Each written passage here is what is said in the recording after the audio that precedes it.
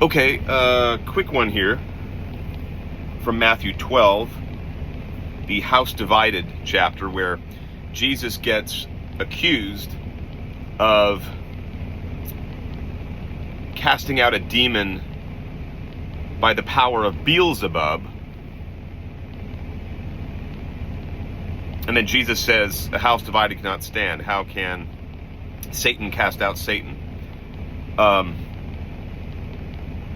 So yeah, this is in Matthew 12.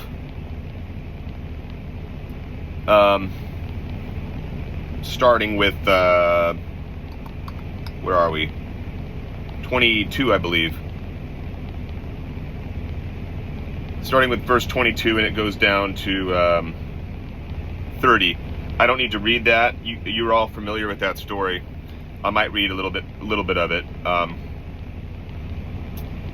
Yeah, so starting with verse 24. Now when the Pharisees heard it, they said, "This fellow does not cast out demons except by Baal-zebub, the ruler of the demons." But Jesus knew their thoughts and said to them, "Every kingdom divided against itself is brought to desolation, and every city or house divided against itself will not stand. If Satan casts out Satan, he is divided against himself. How then will his kingdom stand?"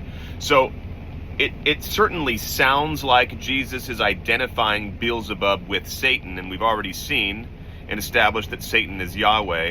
So is Yahweh Baal-zebub? Well, the Jews obviously thought that Baal-zebub was the prince of the demons. I don't know if they meant Satan, but there's obviously at the very least, a very close association between Satan and Baal-zebub, which is why Jesus goes on to say, if Satan casts out Satan, even if Satan is not, even if there isn't a one-to-one relation directly between Satan and Baal-zebub, there's a very, very close association there. So in that sense, Yahweh is Baal-zebub, and the reason that's important, the only point I really wanted to make here is that Baal-zebub comes from Baal, the name, the god Baal, Baal-zebub,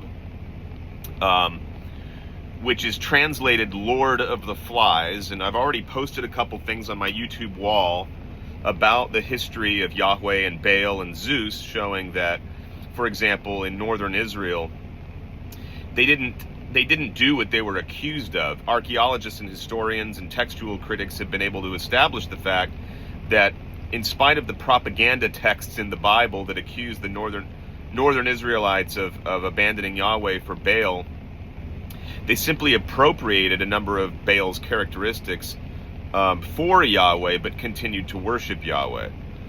And then in Greece, Baal actually becomes Zeus. So Baal and Yahweh and Zeus are the same god.